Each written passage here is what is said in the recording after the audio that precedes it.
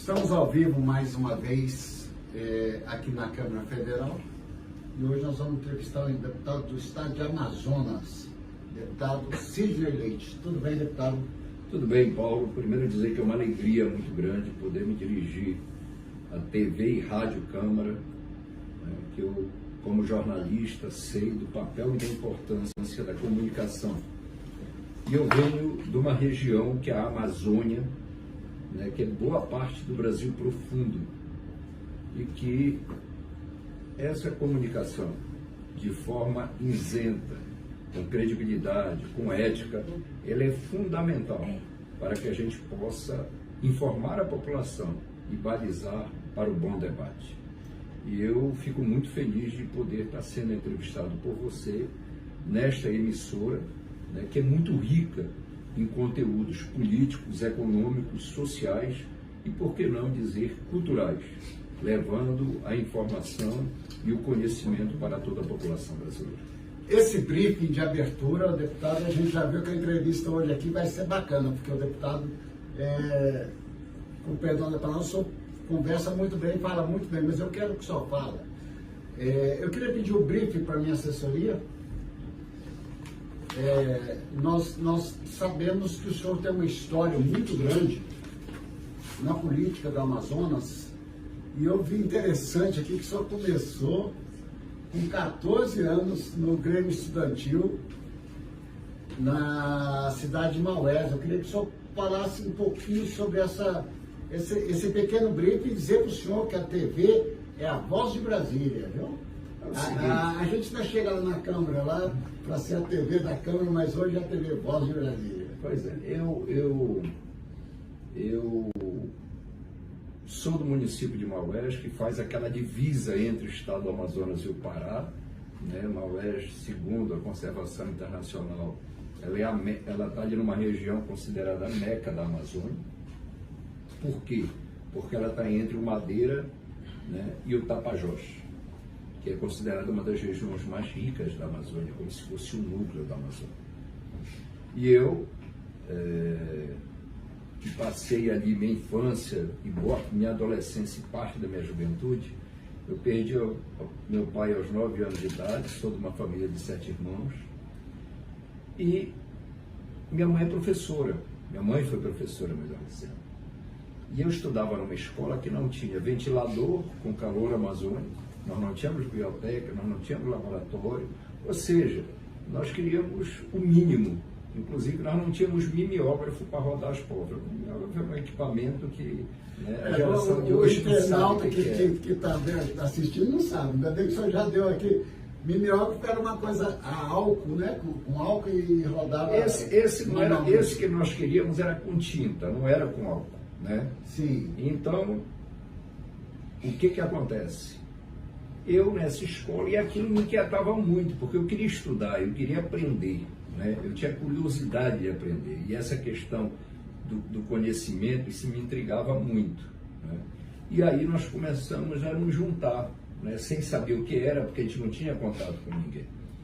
E aí nasceu a União dos Estudantes Secundaristas de Maués. Nós tínhamos um jornalzinho, que era muito difícil a gente imprimir, porque nós não tínhamos mimeógrafo, não da escola, de outros, mas nós éramos perseguidos, porque a gente falava ali o que acontecia na comunidade, porque esse movimento saiu dos muros da escola e tomou conta da cidade. O nome do jornal era Voo Livre, eu tinha um colega e amigo que ele tinha um talento muito grande pelo desenho, ele fazia as artes, certo? E com a colaboração de outros nós fazíamos. Os professores davam R$1, 50 centavos, nós comprávamos o papel, e o material para imprimir esse jornal. E talvez ali, Paulo, eu estivesse dando os primeiros passos para entrar na vida pública sem saber. E saí de Maués, em 88, eu entrei na Universidade Federal do Estado do Amazonas, no curso de jornalismo, e já volto, em 92, como candidato a vice-prefeito. Fui eleito vice-prefeito, acumulei o cargo de vice-prefeito com secretário de Educação, e aos 26 anos eu me tornei prefeito da minha terra.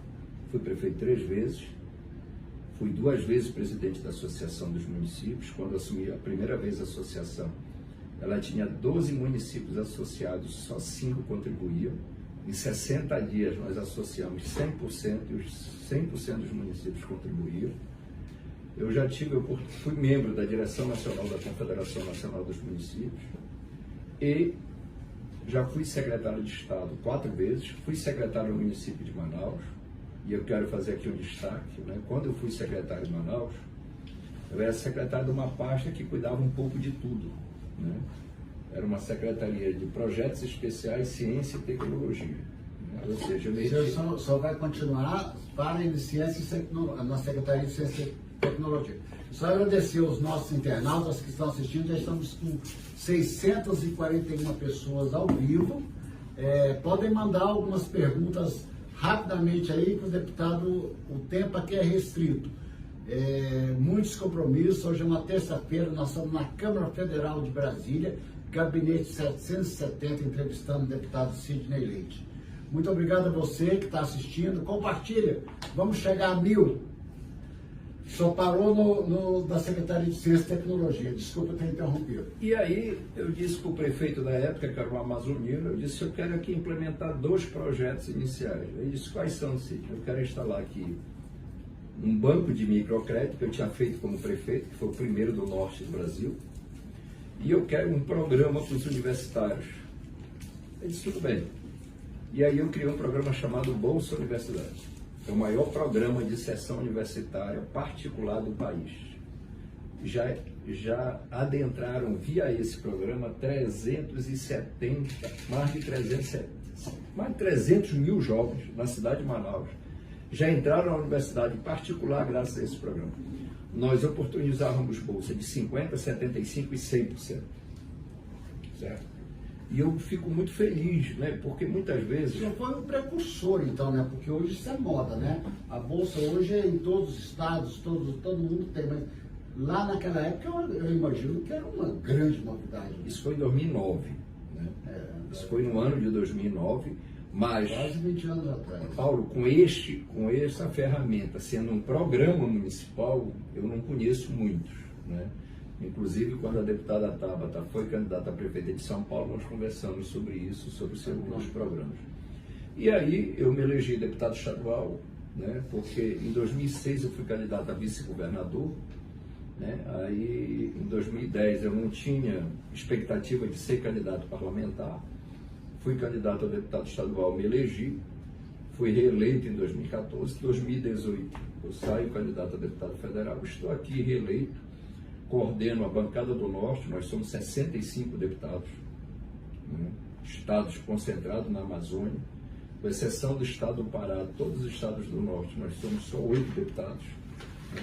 E temos aí uma pauta extensa aqui na Câmara dos Deputados, compreendendo, né, que a Amazônia é um patrimônio do Brasil, mas que nós temos muitos doutores da Amazônia, no Brasil e mundo afora. Infelizmente, esses doutores não conhecem a realidade da Amazônia, nem a expectativa de quem vive nela. A Amazônia não é um santuário. A Amazônia, nós temos cidades como Manaus, a Amazônia brasileira, que é uma metrópole, que tem uma população igual à população de Recife, certo? E você tem inúmeras contradições. E eu vou citar uma delas, Paulo, e você que nos acompanha nesse momento. No Brasil, 80% do financiamento da pesquisa é via poder público, seja institutos federais, seja as universidades, enfim.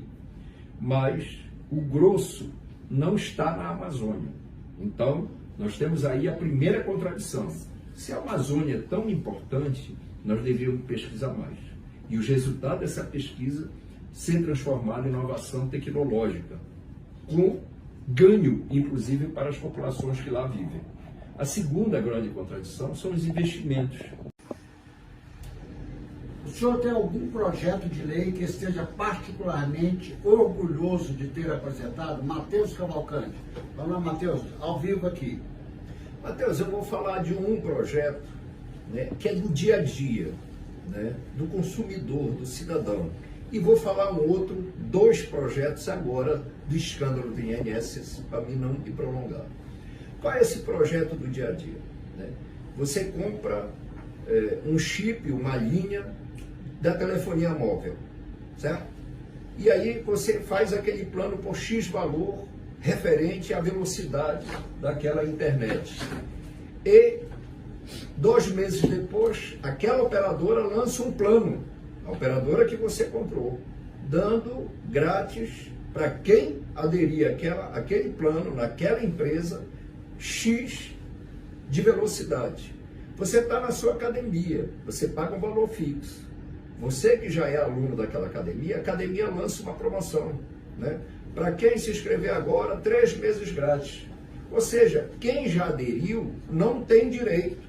Então, há aí algo que nos inquieta muito. Então, eu tenho um projeto dessa natureza que, se alguém lançar uma oportunidade para adentrar, para ter novos clientes, ele terá que fazê-lo para quem já o é, certo? Isso é um projeto que está tramitando nessa casa. Eu vou fazer só um parênteses aqui, porque isso é uma situação que atinge não só a população do Amazonas, do Brasil inteiro. Não, mas isso é no Brasil todo. Eu sou deputado do Brasil. Isso daí, realmente eu quero, inclusive, depois fazer uma entrevista com o senhor lá no plenário, para o senhor falar detalhes desse projeto, porque realmente isso daí vai revolucionar essa falcatrua que as empresas de telefonia Mas fazem. o outro, e eu vou falar do momento atual, nós temos hoje 2,5 milhões de pessoas na fila para ter o seu processo analisado pelo INSS, certo?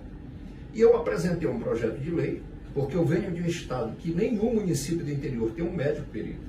Nós não temos estrutura da agência do INSS, é só o INSS digital que você faz o protocolo. E o que ocorre? Essas pessoas não têm seu direito, seu processo analisado.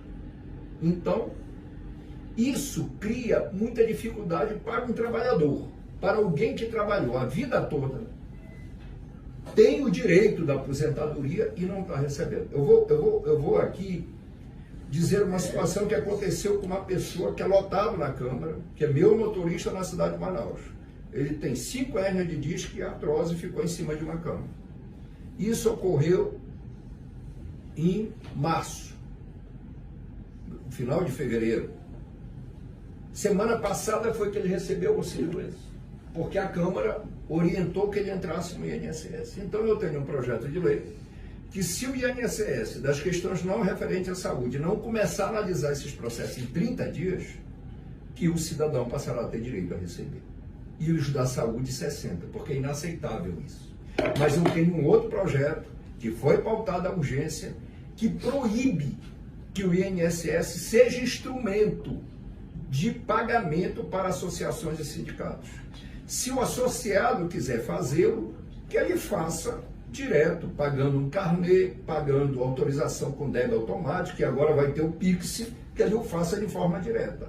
E o outro, porque as pessoas falam muito nesse desvio de 6,3 bilhões de reais, que é escandaloso, é criminoso, mas não falam de o seguinte, Paulo: só no ano de 2023 nós tivemos dados revelados pelo Tribunal de Contas da União, 35 mil operações de crédito consignado para beneficiários da Previdência Social por bancos e instituições financeiras, no volume de quase 90 bilhões de reais.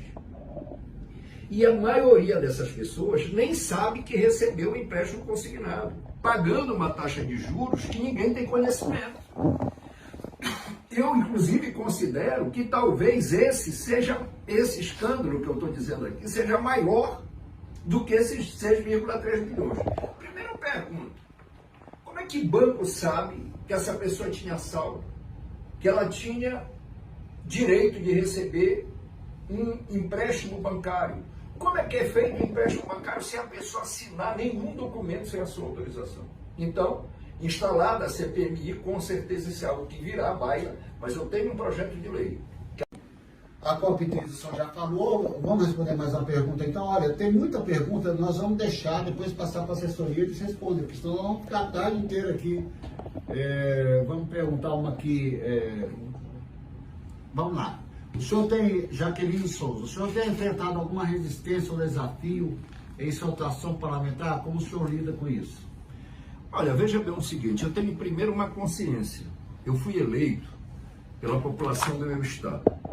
Eu não estou deputado só de quem votou no Cine, eu estou deputado para representar o povo amazonense e o povo brasileiro. A outra coisa é o seguinte, eu não estou aqui criticando ninguém, mas o meu posicionamento não é em função de like da internet. Por quê? Porque muitas vezes eu vejo muita contradição.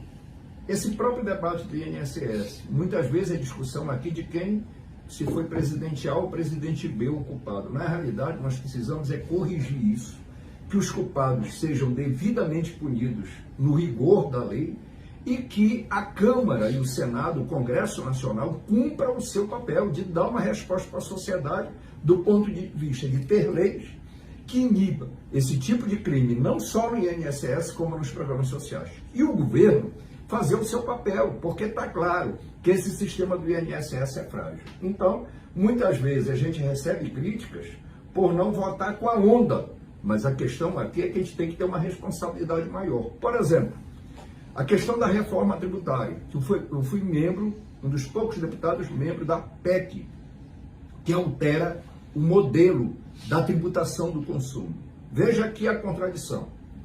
Quando a proposta veio, o imposto seletivo, que é um imposto que trata do que prejudica a saúde, estava lá cigarro, enfim, que é consenso. Nós temos no Brasil 51 a 52 considerados produtos ultraprocessados, certo? E aí veja a contradição e você há de concordar comigo. Nós temos aprovado, no que foi regulamentado aqui, bebidas açucaradas como imposto seletivo, mas o açúcar está na cesta básica. A margarina, que faz um mal danado para a saúde, está na cesta básica. E queriam colocar arma no imposto seletivo. Eu não estou entrando aqui na discussão se eu sou a favor ou contra a questão da arma, mas lá é um imposto que prejudica a saúde. Então, a gente vive aqui essas contradições no dia a dia, certo? Como é que eu tenho bebidas açucaradas, mas eu não tenho biscoito?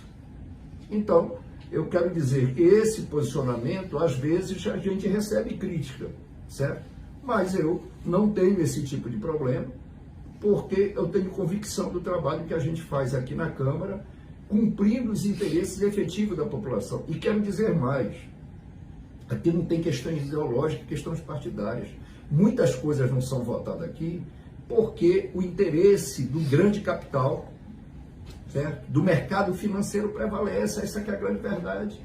Veja se a gente se vai mudar. Nós estamos discutindo a questão do IOF, que é a pauta do dia no Brasil. Por que a gente não vota definitivamente para acabar com os supersalários? Porque os salários têm uma lei, mas deram um jeitinho de não cumprir a lei, certo? Então, nós precisamos fazer isso. Nós precisamos urgentemente pautar a reforma administrativa, mas essa reforma administrativa, Paulo, e você que me acompanha nesse momento, ela não pode só atender interesse de regulamentar a situação do gari, do vigia, muitas vezes do professor. Tem que ter, a reforma administrativa tem que mexer com o parlamento, e não só com a Câmara e com o Senado, com as assembleias. Tem que mexer com o judiciário. Todos nós temos que entrar na reforma administrativa e contribuir para a diminuição do gasto público e ter a questão da eficiência. Então, eu entendo o seguinte, nós temos muito a fazer, nós no parlamento, muito a contribuir com esse país. E é lógico que são pautas que você tem que ter a convicção, volto a dizer, não do like da internet, mas de enfrentar o problema, enfrentar o desafio. Por quê? Porque o Brasil é um país continental, com inúmeras contradições, desafios, mas hoje nós temos um lençol que não cobre a cama. Essa é a grande realidade. E veja uma outra contradição. O Banco Central põe uma taxa de juros exorbitante, certo? Que ela deveria ser utilizada em curto prazo para baixar a inflação. Quando a inflação saiu de 2 dígitos para 1 dígito, foi um projeto da minha autoria que eu não acreditava que seria pautado. Por quê? Porque nós pagávamos 48% de imposto sobre telefonia móvel e internet. Uma média no Brasil de 30% sobre combustível. E não menos de 25% sobre energia elétrica.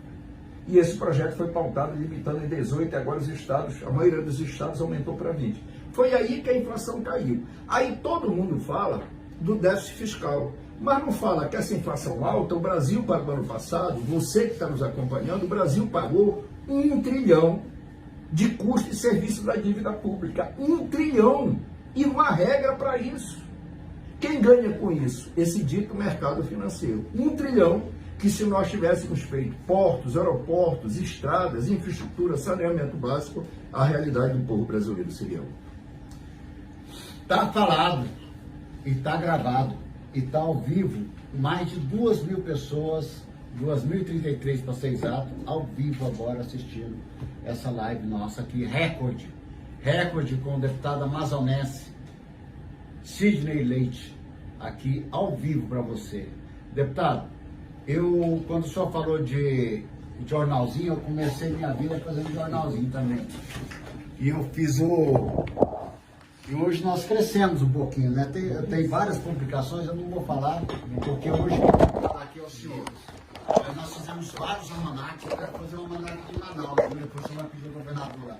E nós fazemos esse almanac de economia, turismo e mais o diploma de personalidade do ano, Maravilha. presente dos nossos parceiros, Planalto Vidros e Moldura Minuto. Honrar os nossos patrocinadores, porque nós não temos verba pública não, deputado, nós somos patrocinadores. Esse é o prêmio Top of Millennium, o senhor ia receber junto com o lançamento da 24ª edição do Anuário Brasileiro, mas nós antecipamos.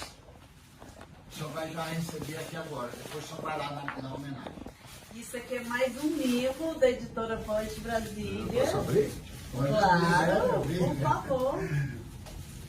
Olha, você que está nos acompanhando nesse momento. 2.391 pessoas. Toda vez que a eu sua recebo... assessoria fez um belo trabalho de divulgação aí na rede social. Mandar um abraço aí pro Toda vez Vitor. que eu Vamos chegar a recebo 3 milhões, tem mais 5 uma milhões. honraria dessa, só aumenta a minha responsabilidade. Eu já gostei do presente. Vamos ver. Pô, primeiro que eu vou dizer o seguinte, alguém vai achar que esse copo aqui, né, quando vê um copo desse é para tomar cerveja, no meu caso é diferente. Eu faço exercício diariamente, quando tenho oportunidade, às vezes eu não consigo por um detalhe ou outro, mas é um dia na semana, eu faço de domingo a domingo, certo? É mesmo? E esses copos eu uso para tomar água, mas para tomar uma coisa que é da minha terra, que é Guaraná em pó. Isso é bom. Entendeu? Agora, esse copo aqui vai ser o primeiro, né? Porque eu sou flamenguista, né?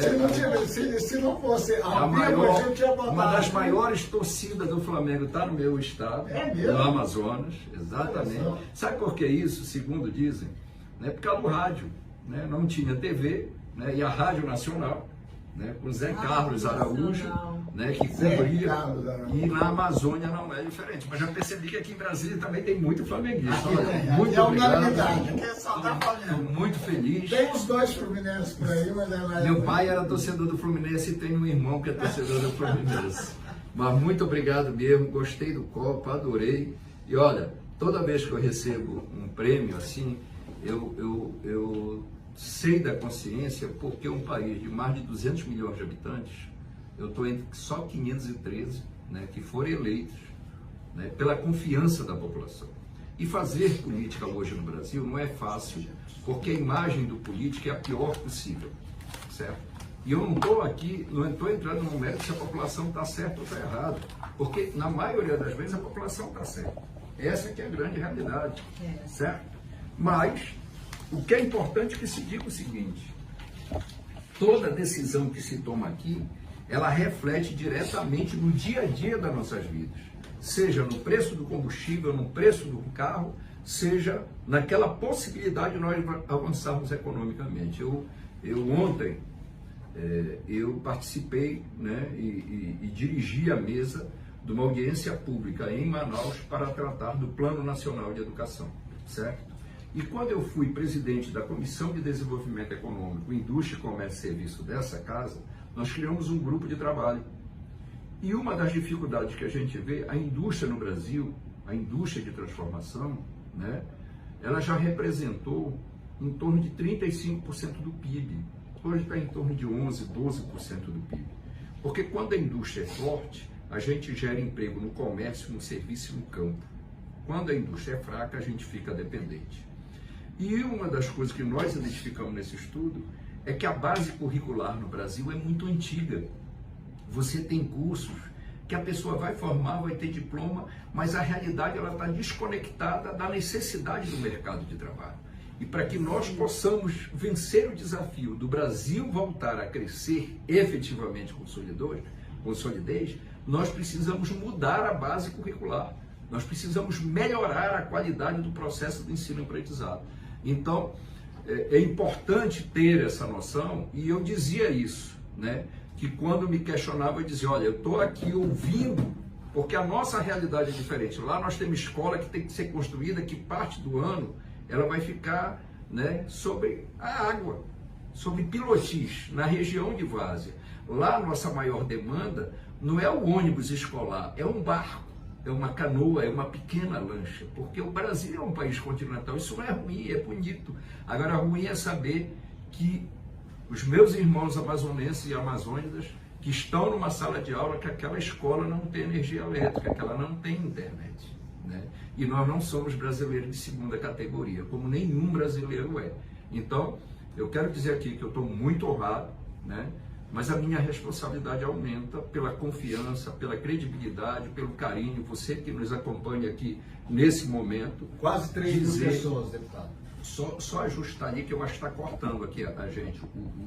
Não está não, é porque eu subi a tela. Então, eu fico muito feliz de poder receber isso aqui, mas possam ter a certeza, né, que eu tenho 58 anos de vida, 33 anos de vida pública, né, acreditando, né, primeiro na juventude do nosso país. E uma coisa que eu admiro muito é a força da mulher brasileira. Eu aprendi com as mulheres do meu estado que a sociedade brasileira é uma sociedade matriarcal, que a mulher que acompanha não só o filho, mas a saúde da família, é a mulher que é presente, seja na escola ou fora da escola, na educação formal, mas é a mulher que dá liga à família, é a mulher que é o esteio da família, é a mulher que tem essa capacidade. E sabe, você como mulher, vou lhe dizer uma coisa, a sociedade brasileira infelizmente é muito machista. Né? E a mulher, desde criança, aprende a lidar com os desafios da emoção, com essa discriminação de uma sociedade machista.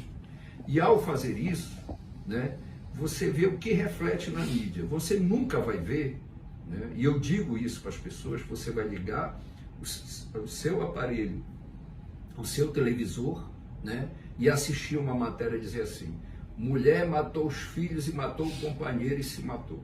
Você nunca vai ler isso no jornal e no rádio. Mas o inverso, lamentavelmente, cada vez mais acontece em todos os estados desse país. Então, eu quero dizer que eu aprendi isso lá na minha Maués, com as mulheres indígenas, ribeirinhas e mulheres simples. Mas aprendi isso como prefeito. Então, isso me motiva muito, né? Porque ter um país, né, que aqui nesse parlamento não é a maioria, mas que constrói esse país à base da sensibilidade, do amor, da capacidade de absorção, mas acima de tudo de luta, né, de ser guerreira das mulheres desse país, da juventude do nosso país, isso com certeza nos motiva todos os dias para continuar lutando pela construção de um país melhor. Essa palavra do senhor veio muito providencial nesse momento, porque a doutora Dejanete é presidente do Instituto Brasil de Eixo. Nós tivemos uma parceria entre a nação justamente para fazer os trabalhos sociais que o senhor tanto prima lá no estado, que é um estado realmente que precisa de muita atividade social para superar esses índices de pobreza. Nós não vamos folhear, porque são vários projetos, mas só para a doutora falar rapidamente, doutora, porque o nosso tempo já esgotou. Tá, ok. Esse projeto nós desenvolvemos aqui em Brasília, pegando ali Vajão, São Sebastião, Paraná, trazendo para essas mulheres mais dignidade através de palestras, de saúde, e junto com essas mulheres nós fazemos também o encontro dessas mulheres com as filhas, com as netas, trazendo empreendedorismo, para que essas meninas, o nome do projeto também é Meninas Luz, sejam mantenedoras do lar logo cedo. Parabéns. Esse aqui é outro projeto que é do esporte. Esse Pra aqui são atender as crianças. 300 crianças na estado de Águas Lindas de Goiás. O Instituto é de Brasília, mas a gente faz projetos no Brasil. Não se limita aqui. Esse é o TEA Laços de Inclusão, que isso aí é a paixão dela, né? Porque hoje em dia, a gente estava numa palestra aí que Das crianças com PCD, né? E esse é um problema que nós temos, inclusive, principalmente em escola particular, né? Que muitas vezes criam dificuldade para receber as nossas crianças. Principalmente, Quer falar 10 segundos. Esse aqui eu sou neurocientista também, tá? Defendendo meu mestrado em autismo. Para quê? Trazer informação mais precisa, porque hoje, a cada 31 nascimentos está dentro do espectro. É muita gente. Parabenizar a sua equipe aqui do gabinete. Chegamos a quase 3 mil, recorde absoluto de live ao vivo. Parabenizar o Vitor e toda a sua equipe, a minha equipe também, que está aqui com o Duarte, e a pessoal que está no estúdio lá, também transmitindo. Muito obrigado a vocês por esse trabalho incansável aí de divulgação nas redes sociais. Esse é o projeto do Carreta da Visão, onde a gente leva, são 200 atendimentos diários, 600 óculos entregues por semana, 24 mil óculos entregues por ano. Essa tem várias carretas já distribuídas no Brasil. Esse aqui é o portfólio da nossa agência, também não vou falar. Esse aqui a gente faz, temos 40 anos de existência e agora a gente já entrevistou dezenas de autoridades e eu agora vou fazer questão de ter a fotografia do senhor no meu portfólio, que isso é muito importante para nós. Nós temos 400 entrevistas, mais de 8 mil horas gravadas, 119 mil visualizações no site. Isso aqui enfim, está encerrado. Está encerrado. Eu vou passar para o deputado. Vitor, desculpa, viu?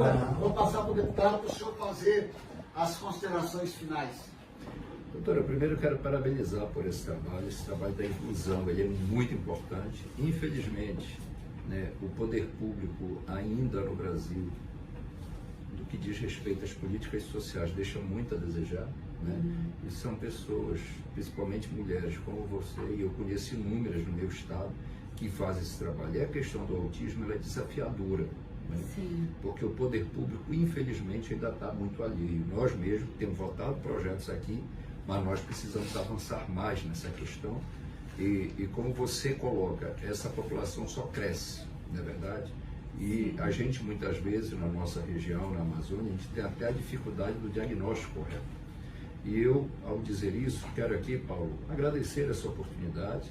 Você que falou da COP, eu entendo que este parlamento também tem uma oportunidade de ser protagonista nesse evento, de ouvir o povo brasileiro. Em 30 segundos ou 1 minuto, porque vai dar um corte bacana para as redes sociais, o senhor falar sobre a COP. Porque, quer queira, quer não, isso vai movimentar o Brasil vai virar os olhos do mundo, Manaus vira os olhos do mundo por um período, às vezes positivo, às vezes negativo, mas eu queria que o senhor fizesse essa reflexão. Então, deixa eu fazer uma colocação aqui. A questão ambiental, a gente tem sentido aí os efeitos das mudanças climáticas, né, em extremos, como no meu estado, com secas, né, que você vê ali rios imensos